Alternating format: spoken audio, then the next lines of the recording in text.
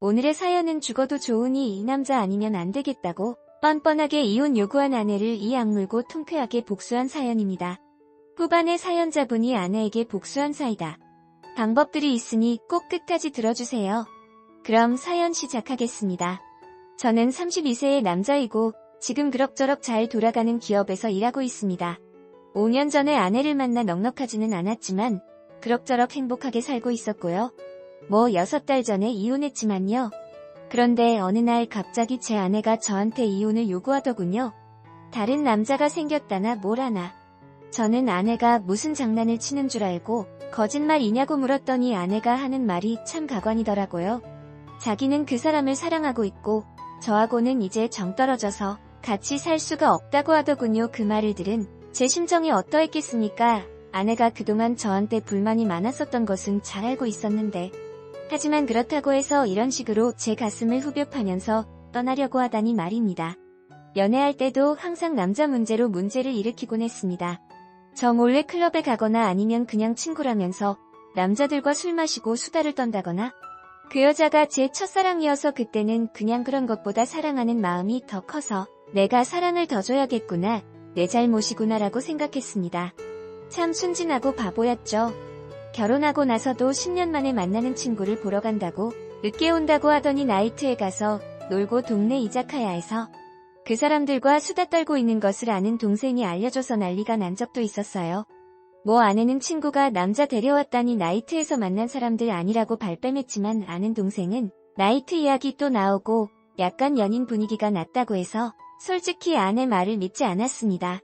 그래도 어차피 애도 있고 이혼할 수도 없으니 그냥 모른 척하고 아내를 믿고 살았죠. 차라리 다른 변명을 했으면 이해라도 했을 텐데 왜 갑자기 남자가 있다고 대놓고 거짓말을 하는 건지 저는 그때까지만 해도 그렇게만 생각했습니다. 항상 말빼마고 아니라고 하는 아내인데 당당하게 남자가 있다고 하니 말도 안 된다고 생각했었죠. 헌데 제 아내의 말은 사실이었더군요. 1년 전에 동창 친구들과 어울려 유원지에 갔다가 우연히 만난 남자들. 그 남자들은 다들 같은 회사에 다니는 남자들이었고 매너도 좋고 짝이 맞아서 함께 놀아놨더라고요. 그러다가 완전히 정신 못 차리고 불륜에 빠지고 말았고요. 제 아내뿐만이 아니라 다른 아내 친구 3명도 그때 만난 남자들과 깊은 관계를 지금까지 맺고 있다고 하네요. 어이가 없었습니다. 뒤통수를 갑자기 누가 3개 때린 것처럼 뻐근해지고 심장도 너무 빨리 뛰어서 손으로 물건을 잡지도 못할 지경이었어요. 그래도 믿지 않는 저한테 제 아내는 아내가 사귄다는 남자의 이름과 회사 전화번호까지 주면서 뻔뻔스럽게 확인해보라고 들이대더군요. 자기는 진짜 이 남자 사랑한다고 미안한데 진짜 이혼 좀 해달라고나, 이 남자 없으면 숨도 못 쉴 만큼 그 정도라면서요. 자기 인생에 이런 감정은 처음이었다고 합니다. 참나 기가 막혀서 여태껏 나랑 했던 연애와 사랑의 감정들 그리고 우리 아이까지 모든 게 거짓말인 건지 감쪽같이 속인 건지 말도 안 나오더라고요. 생각 같아서는 아내를 죽도록 해주고 싶었지만 그래도 아이가 있으니까 꾹 참았습니다. 애가 있는데 일단 가정은 지키고 엄마 없는 애로 키울 자신이 없었습니다. 이때까지만 해도 손이 벌벌 떨리고 식은땀도 났지만 일단 아내 이야기를 더 들어보고 설득시키고 예전만은 못해도 애가 성인 될 때까지만 내가 참으면서 그 다음에 이혼을 하던 뭐하던 하자고 생각했죠. 다음 날에 그 남자를 찾아가 설득을 했습니다. 그 남자도 역시 가정이 있는 남자였었고 이혼은 할 리가 없다고 생각했으니까요. 만나지 말라고 마지막 경고라고 나 가정 지킬 거고 너도 정신 차리라고 말하고 오려 했습니다. 헌데 그 남자 한다는 소리가 이미 자기 아내와 별거 중이라며 제 아내를 포기할 수 없다고 당당하게 말하더군요. 저는 그 남자를 만나면 죽어라고 패주겠다고 생각했건만 너무나도 당당하고 뻔뻔스러운 그 남자의 태도에 오히려 기가 막히고 허탈해서 아무 말도 못하고 그냥 집에 왔죠. 그 남자를 만나고 집에 오니까 방 안은 온통 어지럽혀져 있고 저희 애 혼자만 남아서 울고 있더군요. 제가 애한테 무슨 일이냐고 물어보니 애가 하는 말이 엄마가 짐을 챙겨서 집을 나갔다고 하더군요. 그냥 더 키우는 것도 나 지치고 언제까지 이렇게 사냐고 나도 내 인생, 내 사랑 찾아서 갈 거라고 엄마 이해하라고 하면서 나갔더랍니다. 저도 저지만 애가 도대체 무슨 죄라고 애한테까지 상처를 줄 수 있는지. 정말 그때는 아내를 죽이고 싶을 정도였습니다. 대체 애는 무슨 됩니까? 도대체 어떤 남자길래 남편의 애까지 버리고 집을 나갈 정도입니까? 정말 우라가 터지더라고요. 그동안 TV나 신문에서만 봐왔던 불륜으로 인한 가정 파탄이 저희 집에까지 일어나리라고는 꿈에도 생각지 못했습니다. 정말 억울하고 분해서 미칠 지경이었습니다. 하루아침에 이렇게 제 인생이 파탄날 줄은 꿈에도 몰랐습니다.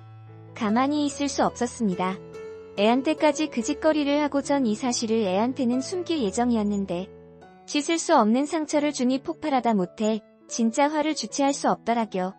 한참 동안 생각한 끝에 저는 아내에게 확실하게 복수할 방법을 연구했습니다.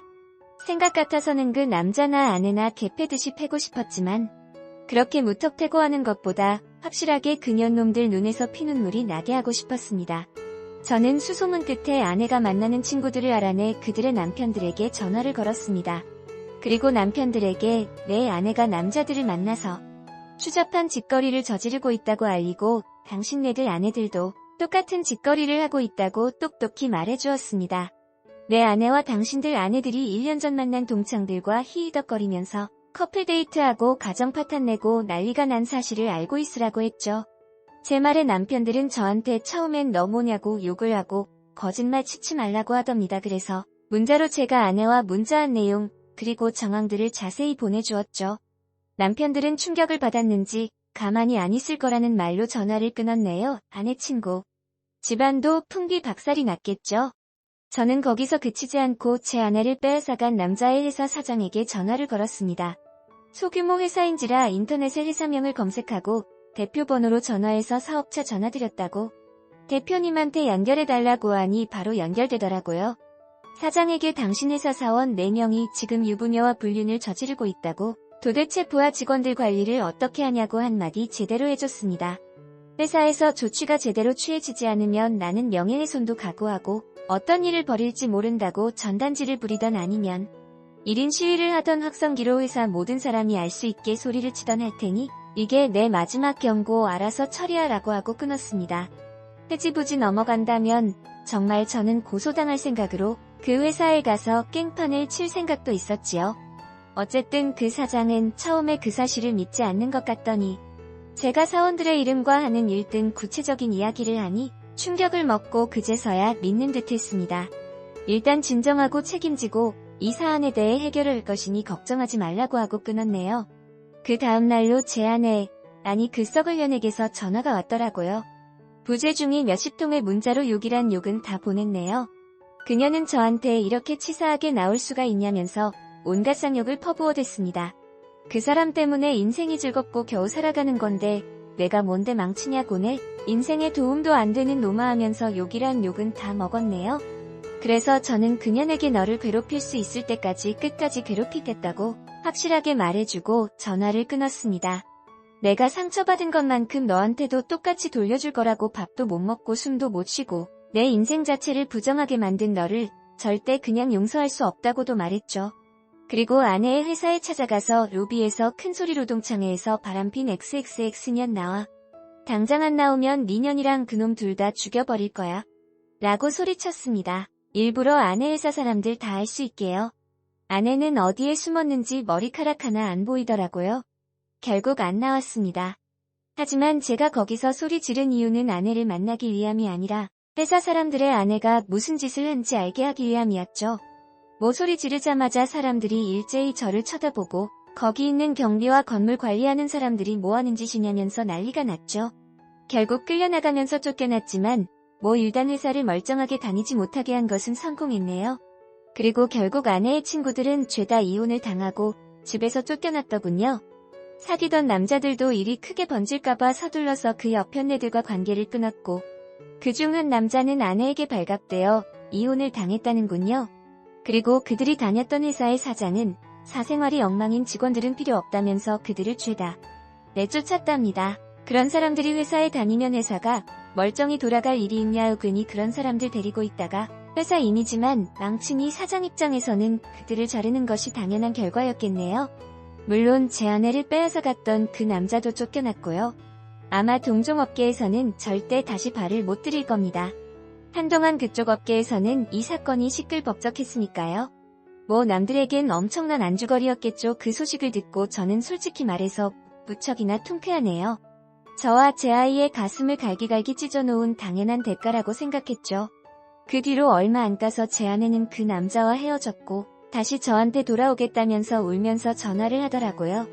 하지만 어떤 미친 남편이 외간 남자와 바람까지 피우고도 뻔뻔스럽게 이혼 요구하면서 그 남자하고 집까지 나간 년을 받아들이고 싶겠습니까? 저는 당연히 아내에게 너 같은 년은 가정을 가질 자격도 없는 년이라면서 온갖 욕을 다 퍼부어준 뒤에 매몰차게 전화를 끊었습니다. 양육권 역시 제가 가지게 되었습니다. 물론 재산 분할에서도 저에게 압도적으로 유리하게 판결이 나왔고요. 뭐 당연한 결과지만요. 지금은 애하고 둘이서만 사는 중입니다. 최근 전 아내의 소식을 들어보니 이혼 뒤의 친정에서도 아내의 불륜이 죄다 알려져서 쓰레기 취급을 받고 쫓겨나서 지방으로 내려가서 여관방을 전전하면서 이상한 짓거리를 하면서 살고 있다고 하네요. 제가 저질렀던 일이 치사하다고 비난한다면 저도 할 말은 없습니다. 제 스스로도 그렇게 생각하니까요. 하지만 저는 바람을 피우면서 배우자와 자녀들에게 상처를 주는 사람들은 그만큼의 대가를 받아야 한다고 봅니다. 세상 이치를 보면 바람을 피우는 인간들보다 그들의 배우자와 자식들이 더 큰 고통을 받습니다. 왜 그래야 하는 겁니까? 잘못을 저지른 작자들이 가장 고통스러워야 하는 거이 마땅한 일이 아닙니까? 저는 그렇게 했을 뿐입니다. 전 내일 회사 일 때문에 자야겠네요. 이상으로 제 빌어먹을 인생사였습니다. 라고 사연을 보내주셨습니다. 1. 잘하셨어요. 배우자가 있는 가정이 있는 사람들의 불륜은 용서가 안 되죠. 그런 사람들이 행복해지게 그대로 둔다면 이 사회가 잘못된 거겠죠. 애하고 사느라 잠시 고생이 되겠지만 그래도 잘하셨어요. 다시 진실한 사랑 찾으시길 바래요. 2. 그 여자 원래 행실이 좋지 않았군요. 친자 확인해보세요. 머리도 안 좋은 여자 같은데 그저 바람기만 다분해가지고 양육비는 보내오나요? 하긴 늙은 몸 팔아봐야 자기 목구멍에 럭키도 바쁠 텐데 보낼 수나 있나요? 이제 다 지나갔으니 좋은 여자 만나서 새롭게 시작하세요. 3. 참으로 고생하셨습니다. 더러운 쓰레기는 잘 처리하셨습니다. 남편을 우습게 보고 함부로 막대해도 정도가 너무나도 심하군요. 어린 아이를 집에 두고 아주 악질여자입니다. 강하게 대응을 잘하셨습니다. 4. 여자는 고쳐 쓰는 게 아니다. 재벌을게 못 준다. 일찍 끝내는 게 상책이고 빨리 좋은 여자 데리고 사는 게 그 여자한테는 복수하는 것이고 아예 모른 채 하는 게 그 여자를 더 열받게 하는 것이 마른 채 할 필요도 없음. 5. 정말 속이 다 시원하네요. 근데 왜 꼭 다시 돌아가면 안 되냐고 할까요? 갈 데가 있으니 바람을 피운 건가요? 자기 사랑은 지키고 싶어서 나갔으면서 가정은요? 안 지켜도 되나요? 6. 잘하셨네요. 참 비참한 신세로 한순간에 돼버렸네요. 그냥 조용히 평범하게 스님님의 사랑받으면서 아이와 행복하게 사셨다면 얼마나 성공한 인생이 되었겠습니까? 새로운 것에 집착한 것 같네요. 아무래도 정신과상담 받아 약 복용하며 고쳐야 할 것 같아요. 솔직히 남편이 집안에 관심 없고 육아 도와주지 않고 항상 자기 일만 하며 외롭게 하다 지치고 지쳐 한순간의 감정으로 그렇게 된 거라면 잘못은 잘못이지만 그래도 이해라도 가는데 전혀 문제없는 가정이었는데 이런 상황이 된 것은 이해 절대로 안 가네요. 7. 잘했습니다. 인간도 아닌 금수한텐 잘못의 대가를 받아야 당연한 겁니다. 이제 너무 마음에 담지 말고 깨끗이 털어버리고 본인의 행복을 위해 사세요. 아가도 잘 돌보시고 좋은 날 옵니다. 8. 참기 힘드셨겠어요. 그 맘 잘합니다. 이제는 선한 마음으로 전처의 행복을 빌어주세요. 한때 서로 사랑으로 결혼해서 아이 낳았잖아요.